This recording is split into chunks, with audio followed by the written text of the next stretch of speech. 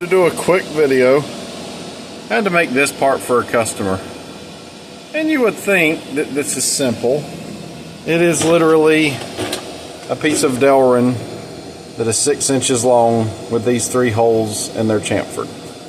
So we had to make them in a hurry today, and I've got them made, so they're all right here, everything's fine. But it made me realize just how much time it takes to do this. So I used that vise. I had a crib full of tools. I had a big mess. I had to do a job for our customer in a rush a few months ago, or a month ago, or whenever it was. And I started it, did everything, completely forgot about cleaning up because I stopped in the middle of the job. Had like 92 of 100 done, and I had planned to come back and redo it, but basically forgot and never came back and redid it because we delivered the 92 and they were happy with that. So I didn't have to come back and make the additional 8 that I didn't have material for at the time.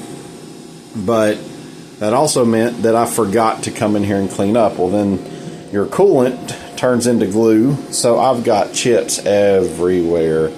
So I had to clean all that up, got all that cleaned up, and then I came in and I had to take the vise that was here out and replace it with this one. This is a little 4-inch double vise. This is a 6-inch vise, and it just happened that the tool, if I put it in a 6-inch vise, I don't really have room, so I cut the tool just a little bit large, and I milled both ends off so it would be a perfectly 6-inch. And with this vise, I've got enough room to hang it off. And I've only got 4-inch double vices. I bought those for a job a while back, so you've got that one and then 2 more over here that I've also got. So I could run, at the time I had to run a bunch of small parts, so I was able to put 2 in each jaw. So it was 2, 4, 6, 8, 10, 12 at a time that I could do just by having those vices. And this is actually this is probably the only other time I've actually used them. So they came in handy, so that was nice. But the amount of time, I think I started at 1:30. And literally these were, I needed 4 parts. I had enough material, so I went ahead and made 6. But to get to the point that I could make 4 parts, after cleaning up the machine, pulling all the tooling out, and I bought me a little cart. Check this thing out. So I can actually put all my tooling in a fairly organized way. I think what I'm going to do is start labeling all of these. So essentially, you know, if this is 1, in my software, I'll have 1. I'll have that as tool 1, and I'll know exactly where it is and all that stuff. So I'm going to move everything around, organize everything as best I can, and then essentially, so you'll have, like, you know, your smaller ones will be in a row, the bigger ones, this ER32 and ER16s, I'll have them sort of sorted. I'll probably do like drills and end mills and chamfer mills and things like that, and kind of get them where there's a little bit of reason for it. And then in my software, I'm going to put, like, this is tool cart 1, and then I'm going to put this as something and label it as well, and then I'm going to put this in there. So essentially I can move things between here and software, and I'll be able to keep track of it really well. But I keep getting sidetracked. Either way, what I was able to do is come out here. I ended up using these tools. So for that simple part, I couldn't figure out how to necessarily use this one. What would have been nice is I could have used this in place of this and completely not use that one at all. Because it's actually a milling cutter, but in the software I could only use it to chamfer the way it was set up. So I've got to figure out a way to say, hey, this can be used as a side milling cutter. and as a chamfer mill, because I was only actually able to use it as a chamfer mill in the software, and I could have cut it down to just that tool in place of these two.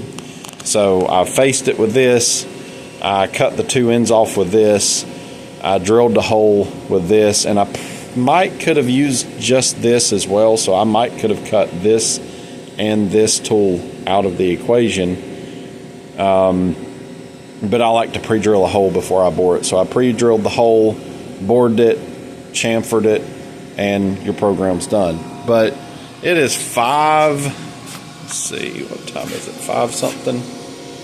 It's like 5:30. I started at 1:30, and those parts took all of 10 minutes to actually do. So if you think about how long it takes to actually build a part, it's pretty amazing. It really doesn't take long to build these parts, and I did it a little bit slower than I would have had I been making 100 of them, just because if I'm running 200 of these as I'm running the first 50, I am slowly changing things. Like my ramp speed when it was coming down was really slow, and then it would do the chamfer. I would have changed those settings, but for these it was just easier to run the program and get them done.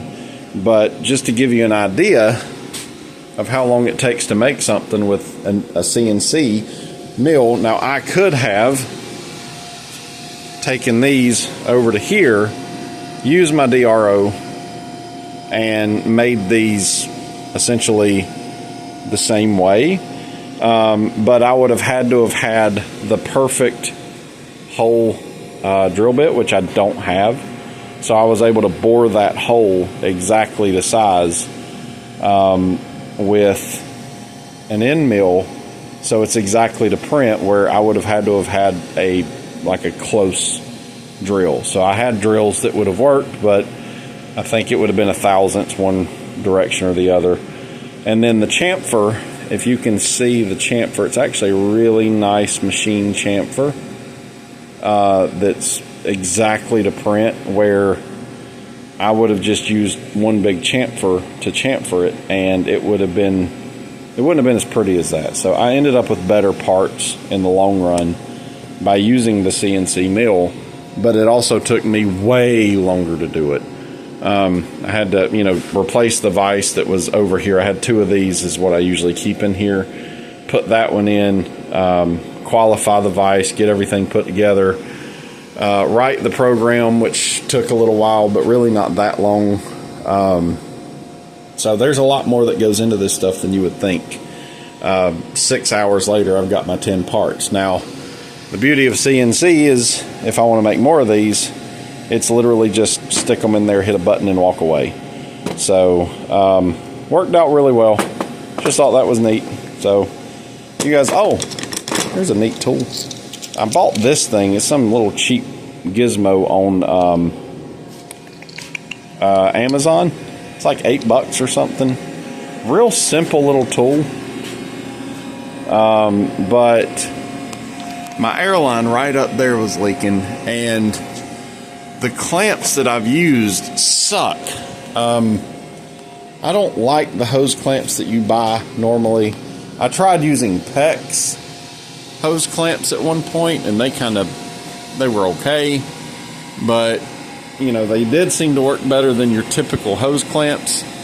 But this uses wire. I've got wire somewhere. This wire to actually make hose clamps with. I've got big rolls of this stuff. It came with this.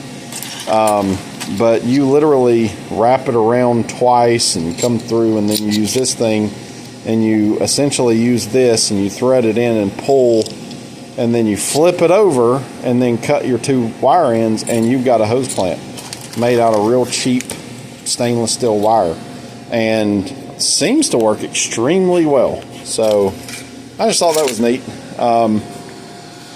But yeah, 10 parts, 6 hours. Have a good day.